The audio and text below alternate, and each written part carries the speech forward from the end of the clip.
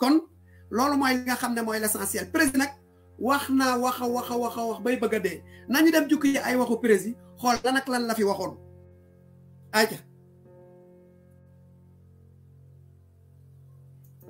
nañ tàmbalee bi. jamono ju ne lu munti am ñu xam ne lii mooy war a doon position parce que nii laa ko xamee loolu dafa am solo su loolu weesoo nag li mu fi développé yëpp on n'en attendait pas moins ci moom mooy il faut ñu décomplexer c'est-à-dire li nit ñi réussir mooy dañoo gëmloo ni am na lenn loo xam ne ñenn rek ko war a wax mais réew mi ñun ñëpp ko bokk nit citoyen war naa mun a addu ci lépp ci réew mi la différence rek mooy ñii dañoo bëgg a conquérir et exercer le pouvoir ñële contrôle citoyen la ñuy def. pour le bien de notre démocratie. Sidi Lamine nag ak ñi nga xam ne moom la àndal di liggéey ci Walfadjri yoroon nañ leen dukkal maa ngi koy encouragé bu mu découragé lii mooy wane ne si yoon wu jub la nekk parce que bu newaloon si yoon wu jub luy du ko si dal kon bu mu découragé benn yoon te xam ne bokk na si ñu taxawal démocratie Sénégal ñu ngi koy won suñu solidarité. di ko jàppale di leen jàppale yéen journaliste Walfadjri ak travailleur de Walfadjri. kon lii la ñuy xaar ci citoyens yi Sénégal te loolu moo manqué le tiers pouvoir au Sénégal parce que xeex yi ñuy xeex si suba rek maa ngi ciy wax ak kenn mu ne ma wooy yéen politiciens yi da ngeen war a def lii yéen politiciens yi waajaa ngi préparé maguwee élection yéen politiciens yi ma ne ko yow lan nga ci parce que politiciens yi rek suñu leen bàyyi ñu jàmmaarloo nguur mu yor moyen de l'état wu yor lépp mënuñu ko ñu xeexee ba xeex ñu sànni lacrymogène citoyen yi reetaan ne keroog boo leen gisee ni ñuy dawee diw moom hôpital la mujje donc loolu tiers pouvoir boobu citoyen boobu ñu ne la ña ngay jaay sa pétrole ak sa gaz nga toog fa nga toog ña ngay def naka su dul noonu ci marché public nga toog fa ña toog ñi ku jóg wax ñu faagaagal la song la nga toog fa nga toog na leen leer ni bis bu paree nag ci acteur politique yi dina fi duma citoyen bëccëg mbir kamb te kenn du am foo ko jooyee kon li ñu bokk muy réew mi nga xam ne ñëpp xam nañ ne li fi xew du yoon jël say mbokk ak say làq leen sa gannaaw ku ñu ne sàcc nay milliards sax mun na dem tëddi nelaw di seet nag ku àndul ak yow suñu nee fukki dërëm manqué na ci comptabilité sax nga ne kaso askan wi di ko seetaan loolu du yoon. lépp mu ngi dépendre si nit ki am na si député yu am fulla ak fayda am ngor gu toll na bu ñu gëmul dara duñ ko def mu ngi biir PDS am na ñu ko defoon si jamono mu fay nekk ñi si gënoon a dëgër bopp dañ leen far dàq Moustapha Cissé Lo Mbaye Ndiaye ne ñii ñoom bon nañ leen dàq pour tiital ñeneen ñi am na ñu fa nekk ba tey déjà wax nañu nee nañ duñ ko wote parce que loi bi jaarul yoon méngoowul ak intérêt réew mi te dina yee fitna loolu am na député ya fa nekk waaye ñeneen ñi dañ leen di corrompre en vérité. li xew ci dossier ñoom Khalifa Sall du yoon mais ñun doore ñu ko tey may fàttali ni 2012 boobu dooruma politique ñu def émission ma Moubarak Lo ma leen njëkk ne cette histoire de crédit là c'est un danger pour le pays justice boo xam ne inquisitoire ba pare benn nit ay toog di arrêté listam ne diw na dem CREI diw du dem ñu jox ko teg ci loxo nit ku romb nga ne ko sa semis bi rafet na dem boo ko jëlee loolu du justice gis nañ fi mu mujje ñuy seetaan loolu ak yeneen bi muy tongal fii ay ñoom Nafi Ngom Keïta keneen ak keneen yow ñëw nga parce que si di wax na léegi patrie avant parti nangam waaye gestion sobre et vertueuse ku ne gestion sobre et vertueuse nit ñëw taxaw ni la lii de baaxul lii de ñu ngi lubal xaalis réew mi nga tongal ko kon kay yow li nga wax gëmoo ko. parce que pouvoir bi day corrompre ay ses propres députés moi je suis témoin ba ñu may xeex assemblée ay mandat lañ daan andi groupe parlementaire di woo député yi yenn ñi si bureau président du groupe leen jox xaalis pour corrompre leen pour ñu voter te leer na ma ne na ma xamee pratique ya dana am ñoo xam ne dañ leen jox xaalis ñi nga xam ne xaalis moo leen intéressé daañu leen jënd ñi nga xam ne dañu xaw a dëgër bopp ñu tiital leen ku dëgërul fit ñu ne la wala président si boppam woo la wax ak yow ñoo àndoon dégg nga maam député man maa soxla lii xanaa doomu et cetera donc foofu yëpp a ngi si pour mën a jàllale waaye foog naa ne député yi kam si biir réew mi lañ dëkk ci peuple bi la ñu dëkk war ñu am sursaut maanaam fierté gu war a ñu sauver tey Sénégal parce que buñ ko defee rek jàmm daan donc ñu bëgg a daane rek wax askan wi nii xeex bi du xeexu politique de su lubalee élection defu ko opposition moom ñi joxaat doom bu bëri mu toog def lu neex te kenn ci mën dara. dafa am xeex yoo xam ne citoyens yi li ñu defoon 3 juin def ko ci yeneen ak yeneen ba Sénégal egsi fii ñoo ko war a ñu koo jël ci anam goo xam ne lépp lu ñu gis ni lii du dëgg doon na ci ñëpp jóg. ñi ci war a wax nañ ci wax mais duñu toog ba réew mi tàkk ñuy doog a wax waaye ñi ci war a agir nañ ci agir ñun loolu mooy suñu appel parce que fii ñu toll nii nañu xam ni alxuraan nan yaxsabuuna kulla sayhatin alayhim moo ñu dal. temps yële si loi bi ñu defoon ci wàllu blanchiment maanaam càcc gi nga xam ne dalgati lay doon ci àll ju leerul biñ ko bëggee indi député yi wane nañ ne lii mënuñ ko def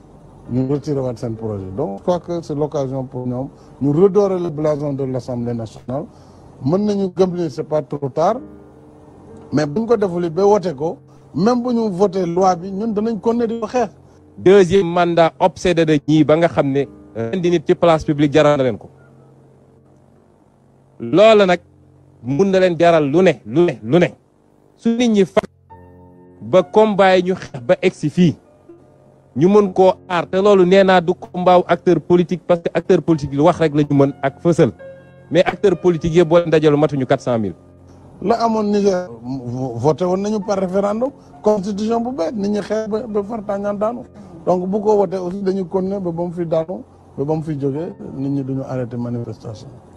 combat wu peuple bi la c'est pour le Sénégal ne nit ñi yeewu ba nga xam ne suñu nee lii jaaduwul ñëpp mën a génnandoo ñu ne lii jaaduwul parce que loolu rek moo mën a contrôler le pouvoir. waaw ñi ngeen war a xeex nag ñoo nekk nii. mais yooyu daf fi war a jeex monsieur le ministre projet bii dinañ ko voté. minimum je lève la séance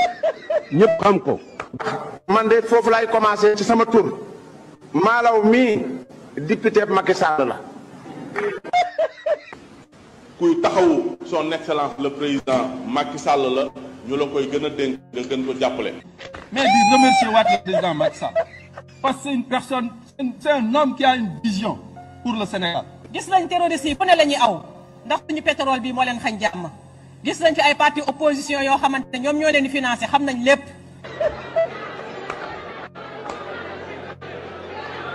man député Macky Sall la. Après notre collègue, ils ont signé un papier tous les deux. Mais tout le monde l'a il faut me foutre la paix, mon vieux. Mais c'est pas vous qui présidez la réunion. Mais arrêtez. Waaw. loi bu fi Macky Sall indi xëy na yéen a ko xool man duma ko xool. may féliciter waat le président Macky Sall si vision bi mu am par rapport à ce problème logement au Sénégal. Sénégal président Macky Sall li mu fi nekk di def en matière de droit mais amul benn réew bu ko def loolu aussi ñu ko nangul. monsieur le ministre ñun de waa Koungheul xam nga lu ñu lay wax tubaab moo naan merci séeréer naan jokkoo ñun pël ñi ñu la jaaraama. taxawal un programme de 100 000 logements c'est pas une mince affaire. Mais arrêtez mon vieux dara la du laaj du ma laaj dara man député Macky Sall laa. mais monsieur le ministre ñu ngi lay sant di la gërëm. man buñ ne wote la rek ma yëkkati sama loxo. ñun dañoo da ngeen ñu président Macky Sall daf ñu defal loo xam ne kenn mosuñu koo defal ndax monsieur le ministre dañoo nekkoon ci àll bi manqué ay bërëbu fajukaay ba nga xamante ne ku ci feebar doo xam nu ñu lay fajee. ñun dañoo feex am ministre bu mel ni yow yaa di teg affaire bi si yoon. fu bu wax jotee nga wax ko ci fulla def ko ak fayda kon ñoo ngi lay santaat di la gërëm mais. dara laa du laaj loo ci mën il faut arrêter ah non c'est idiot il faut arrêter. alors donc après notre collègue là qui prend la parole c'est Abdou Mbow qui prend la place de Adji Mbergane mais arrêtez de faire les fous allez. li tax ñuy yuuxu ñoom xam nañ ko. li tax ma wax loolu fu leer laa ko teg.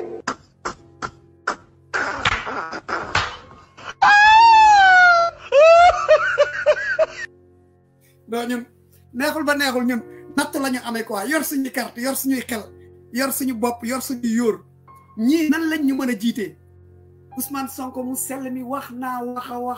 bay bëgg a dee gars yi waaye di sama zaar gi nga xam ne tojuñu fen tekkiwuñu dara wax nañoo wax bay bëgg a dee 17 millions de Sénégalais ñii ñooy seen député yaa ngi nii de ñii lañ war a teggi fileeg le 31 askan wi sakkan nañ yu waxu yi jib na fu ne ku nekk a ngi jooy waa léegi ñii amuñu solution ñii amuñu solution pour yeewi assemblée nañ indiwaat président cette fois. Oui. Du Sénégal en particulier, parce que vous avez, alors vous le dites encore dans ce livre, je vous cite, vous allez donc chercher un grand chef d'État. Les chercher, ils sont au cimetière. Un leader africain. Un leader. Reconnu comme Ils tel. sont au cimetière. Oui. Il n'y en a pas aujourd'hui. Non, parce que ce que je veux dire par là, il y en a. Mais on le reconnaîtra seulement après leur mort. Donc il y en a. C'est que chaque fois qu'il y a un leader africain digne de ce nom, eh bien, il est massacré. Et on va le dénoncer, le dénigrer, le mettre en pièces jusqu'à ce qu'il se décourage ou jusqu'à ce qu'il meure ou jusqu'à ce qu'il soit tué. Et après, une fois qu'il est au cimetière, on dresse des statues et puis on fait des commémorations. Non, mais soyons sérieux, ces commémorations ne rendront jamais un fils à sa mère. Le projet dont on veut mettre un terme, et ceux qui veulent y mettre un terme sont nombreux. C'est pas seulement Macky Sall. Hein? Ah non, ce projet gêne tout le monde. C'est pas seulement Macky Sall. Ce projet qu'on veut arrêter aujourd'hui, l'Afrique, le Sénégal dans son ensemble, du nord au sud, de l'est à l'ouest, doit se lever et dire non. Parce que si on se permet de faire encore un mauvais départ, si on permet à ces gens-là de réussir encore leur coup de liquidation, comme ils l'avaient fait avec Mamadou Dia, comme ils l'ont fait avec Sankara, comme ils l'ont fait avec Lumumba, comme tout le monde, alors le peuple qui est là à regarder et à commenter dans les salons, qu'il comprenne qu'il sera encore enfoncé dans sa misère pour 100 ans encore, minimum. Parce qu'avant de recréer le cycle, pour faire émerger une nouvelle génération, et construire ce que nous avons réussi à construire, il faudra beaucoup de temps. Et c'est ça qui est en jeu.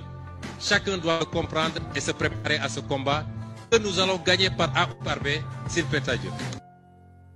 Voilà. léegi ñu dem jëli 3e vidéo président ñu doog a jàll pour xool ndax sénégalais yi ñu ngi à l'essentiel oui ou non ñan ñoo jël seen responsabilité ñu jéem leen a xool jàng leen xool.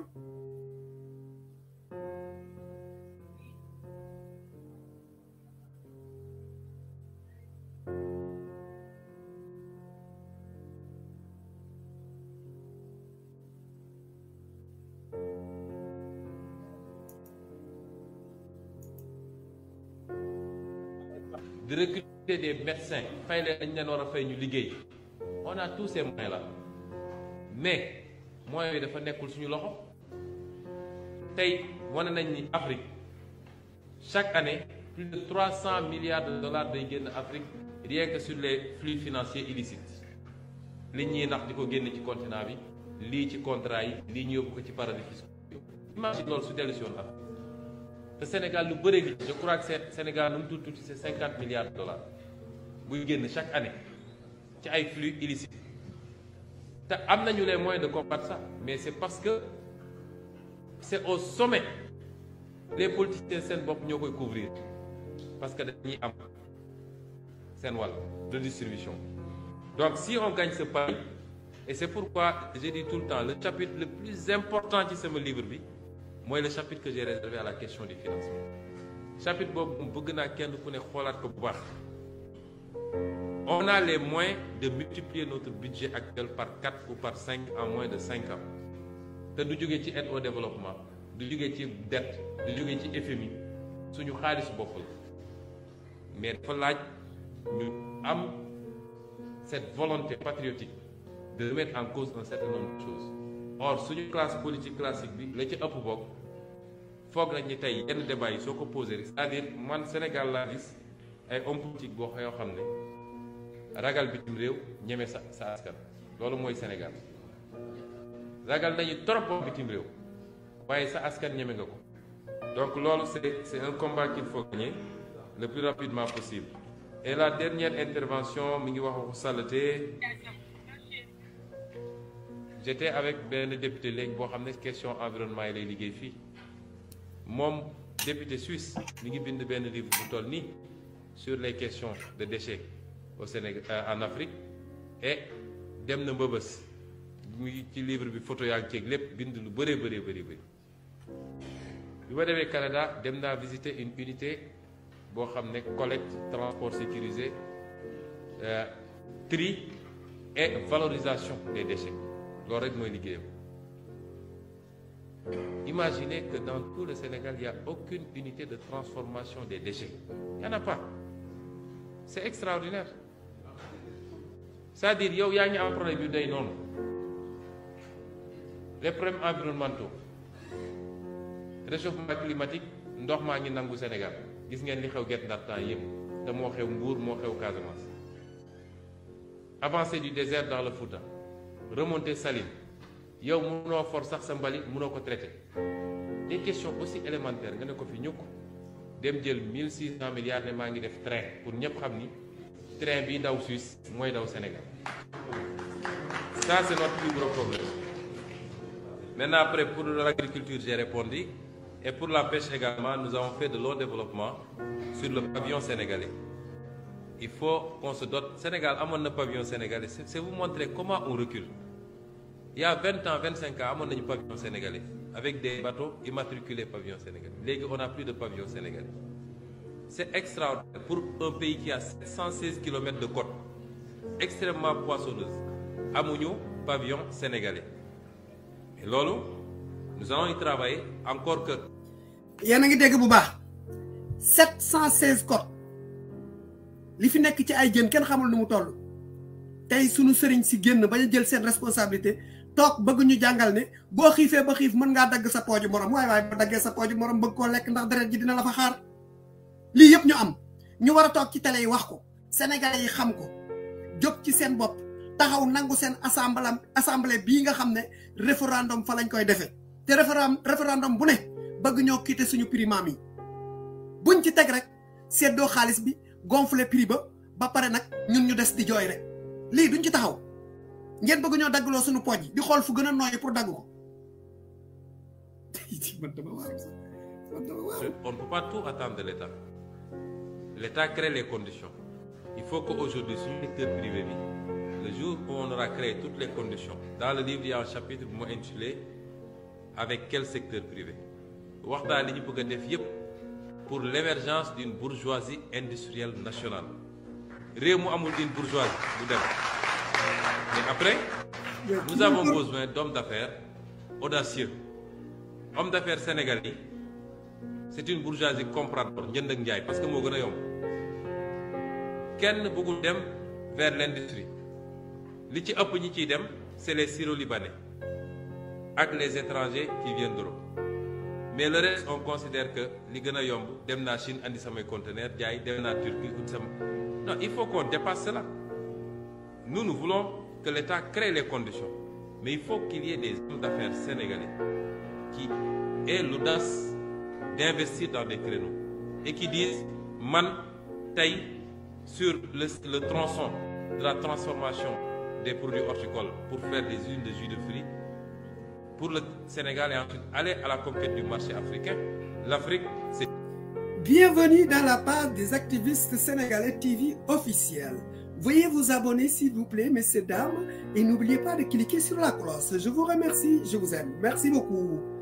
Si bo janké ma ngi lay ziar yow mi ma fatali publicité bi. 2,5 milliards d'habitants en 2030. C'est un marché extrêmement important. Le deuxième peut-être après la Chine. Après l'Asie. Il faut les positionner dès maintenant. Nous sommes dans cette logique, dans cette dynamique. Ça aussi, il faut que nous ayons une masse de Sénégalais qui soient conscients de ça. Nos parents bol jambar lañu trop, mais il est temps que ku ci am capital, ñu créer des conditions avec des clauses d'exonération fiscale, un accès au financement, une facilitation des formalités administratives. Nga jóg nag ne man bëgg naa jóge léegi fii dem vers l'industrie, bëgg naa jóge fii dem vers une pêche moderne, ainsi de suite. Mais jënd ak jaay rek loo wax ñu ne la bon bàyyi ci lii laa xam. Et ça c'est un de nos problèmes également. Alhamdulillah voilà kon gars yi président ba tey moo waxati foofu li nga xam ne moom la yéene Sénégalais yi président ba tey moo xamalati Sénégalais yi fan la ñu war a teg seen tànk président moo xamalati Sénégalais yi lan mooy seen njëriñ est-ce que fi tasu ak yor ay leket di wër ci dëkk bi di màjjal moom mooy njëriñ bi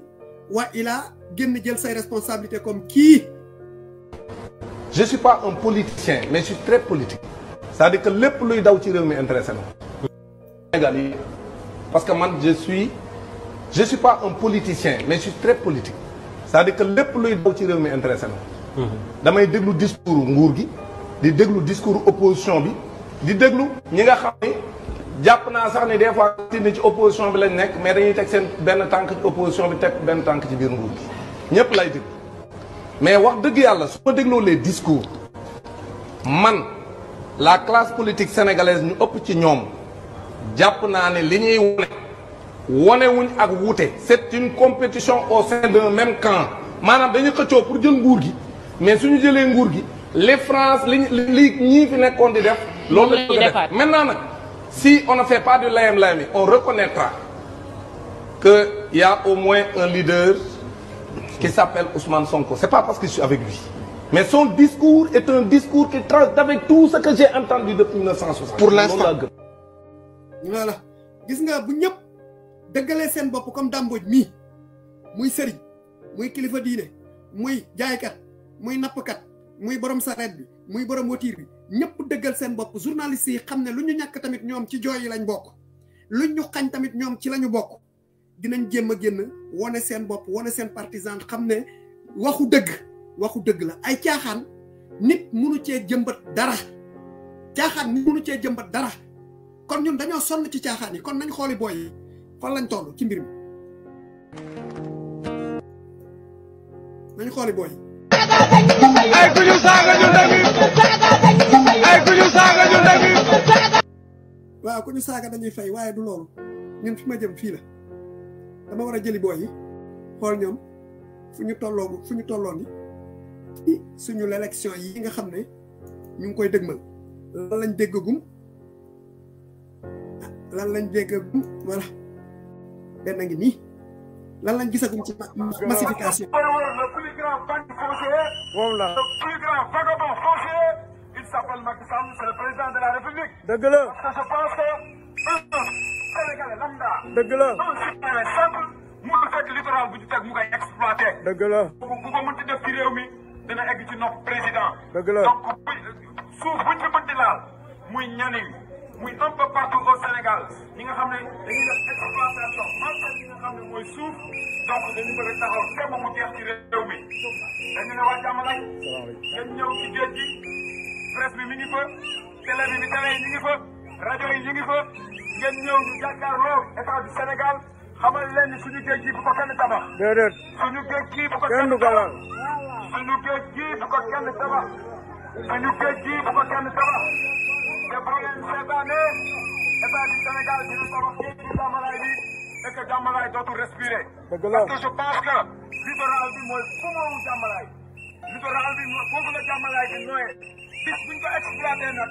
je pense que lu tax ngeen ñëwoon dëkk ci côte bi lu tax waa Jàmmalaay ñëwoon dëkk ci côte bi bu am air pur bi dootuñu ko am. dëgg la ñoo jël ay kër fi nga xam ne vraiment domaine public la woon ñu jël ko tabax ko. mu nekk le poumon de Jàmmalaay et que Jàmmalaay dootul respirer donc je pense que ñu ngi ñëwoo Jàmmalaay yëpp ñu ngi ci plage bi ci terrain bi nga xam ne foofu la xale yi di. voilà waa Jàmmalaay woote nañ képp Jàmmalaay génn nga dem fekk ji waa Jàmmalaay te taxaw ci littoral bi nga xam ne seen adduna yëpp ci la ne nguur gi nag mu ngi koy bëgg a jël te mbooloo mooy xeex ñu dem seet ji sama mbokk jaaykatu soble yi ñoom fuñ toll. acca gu ne lu ngeen wax. salaamaaleykum maa ngi ci liggéey bi maa ngi ci terrain bi. maa ngi marché central di wut ay parrainage pour Yewwi Askan Wi. yéen a ngi gis nii. parrainage yi nag maa ngi nii fii jaaykatu soble yi. sama gars yi nag dañ ne ma naa leen prouver ni man Pastef laa bokk. nee nañ naa leen wan ni man Pastef laa bokk. gaa yaa ngi nii ñu ko waxal seen bopp balaa ñu may jox seen parrainage naa leen prouver ni man Pastef laa bokk. waa léegi man nag yor ma sama carte Pastef sama poche waaye yor naa ko sama téléphone foto naa ko léegi dama leen koy won après ngeen xool ko yéen lan ngeen gis ci Ousmane Sonko ba mu doy leen ba tey ngeen jël yéen seen carte d'identité yéen ne yéen moom rek ngeen di parrainel du ngeen ko parrainel kenn ma loolu laa bëgg ngeen wax ma ko. Ousmane Sonko saa yi ñëw proposé loo xamante ni bépp politicien bu fi Moussa waaw ay solution waaw solution yoo xamante ne su ko joxee ñu wax na ne waaw comme bëgg a jëme Sénégal wax ko faa mën a yóbbu dëgg la te ñun ay jeune lañ te moom jeune la waaw kon moom bu ñëwee di laaj baatu askan wi waaw ak proposition yoo xam ne solution yoo xam ne am nan yaakaar ci moom ñun lépp loo xamante ni Ousmane Sonko war na ko mën a am rek dañu koy jar bu jaroon suñu bakkan bi barke Ahmadou doon ko koy jox man benn question laa lay laaj gannaaw ay affaire de parrainage ak yooyu mbirum Ousmane Sonko ak Adji Sarr est-ce que yow loolu mën na la delloo ginnaaw yow est-ce que yow loolu mën na la delloo ginnaaw ci Sonko ay détail loolu xam nga loolu mënu delloo ginnaaw kenn tey lañ ko gën a bëgg loolu tey lañ ko gën a bëgg même comédie moo ko def sax ñun tey lañ ko gën a bëgg yow mu demoon day jouer théâtre loolu comédie la La Diouf day comédie yaa ko mën toog ji rek lañ nekkee te moom dafa am dafa julite ndeysaan dafa nekk julit nit boo nekkee julit en même temps muy défendre intérêt réew mi waaw surtout loolu loolu moo nu ñor ci Ousmane Sonko intéressé li muy wax moo nu intéressé mais gars yi sama xol baa ngi mel ni ku ñu dañ cee tëmbal glace yow la wax nga ne nga ne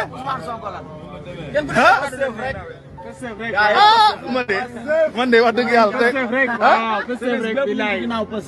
man de marché central yéex na munu fee ne gars yi waaye bi dugg du posé da ngay ñàkk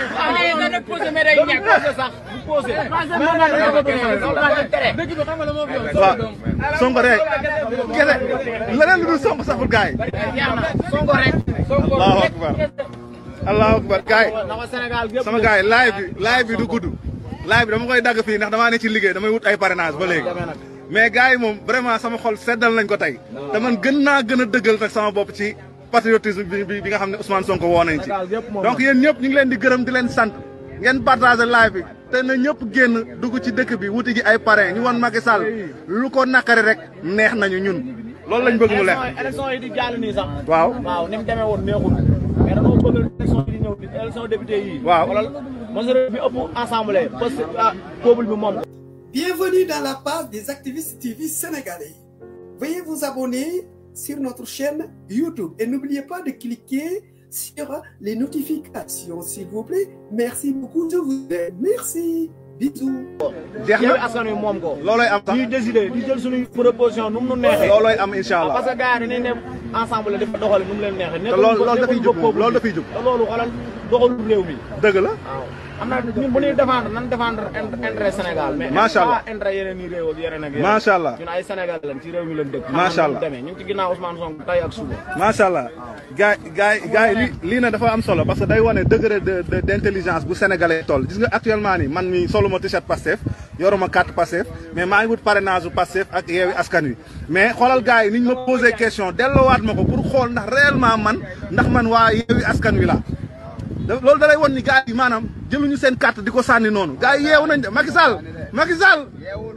gars yi yeewu nañ de Sénégal bii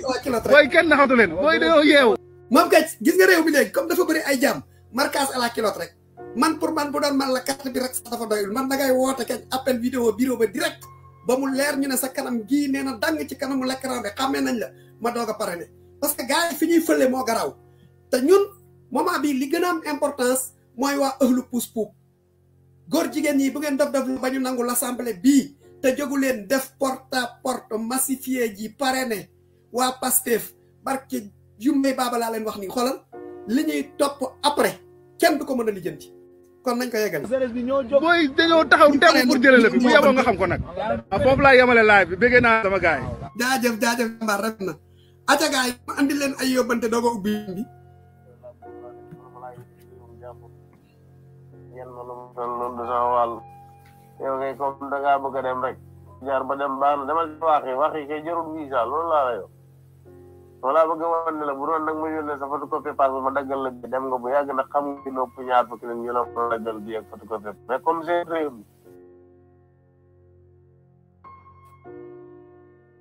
bu valable bitim réew dañ leen kenn te loolu neex na leen lu ñu leen mën a def neex na leen góor fi ñëw ngeen tàcc ko toog leen te buñ a France bu ñu fiy ñëw sax français yi fa ne bu ñu ñëw Sénégal sa ambassade bi du ko yëg nday mag bàyyam du dañuy dagg paas mais ni ko jël tànd gaa dugg na ceel mais na janax ji dugg ci ñett loola gouvernement France liggéeyal sa waa réew moom la leen seen président war a liggéeyal ba ngeen mën a dem doxi seen soxla ci àddina bi waaye non da ngeen dee ni ñeenti junni ak neexal ñu jox leen passeport ngeen def seen poste su ngeen bëggee génn ambassade bi da ngeen taxawaalu fa loolu depuis Senghor ba léegi mu ngi amul benn réew boo xam ne yokk na ci passeport Sénégal nga di fa dugg gratuitement sans ñu naan la foo jëmee fu jaaral nii loolu nag comme xamu leen ko gëmu leen ko bëggu leen loolu dem leen ci wax yi ngeen jël ba bi dem li ma lay wax kay buñ ne wax yi départ bi jëm Espagne kay mooy clandestin kay ku ne mën nga ko def looluy benn ñaareel ba mooy réew mi laa la ab almet aw ma fi ginaar aw ma fi 5 mètres carré nan laa la si mën a defee investissement solal sa bopp ya Moodu yow daal gis nga mbir bu fekkente da nga ko def war a am li nga war a am ki la ko xañ da nga koy xeex mais comme yéen bëgg leen a xeex gouvernement bi lu mu wax ngeen ne soo ko nii sonko naa mu di leen waxal dëgg ngeen di ko contre ak Macky Sall continuer ni si loolu rek sant yàlla jàppal ci li ma la wax lëwal bu jeex ngeen taal beneen ku màggat ñi sooli ko judd ñu gént réew mi loolu ngeen bëgg leen a dem fenn réew yëpp avancé nañu am ay usine seen doom yi dox nu mu leen neexee ci àddina bi yéen gouvernement bi tënk leen ba seen passeport bi amul valable amu leen liggéey du ngeen wér du ngeen jàng dara du ngeen am lekk lu ngeen lekk dañ leen koo jéggaani nit ñee bay defari garab defari fetal def leen crédit jox leen téléphone lépp ngeen ne day mu ci biir Sénégal mais ni pondo si dugg ci biir nguur te naqariwu leen toog leen te muñ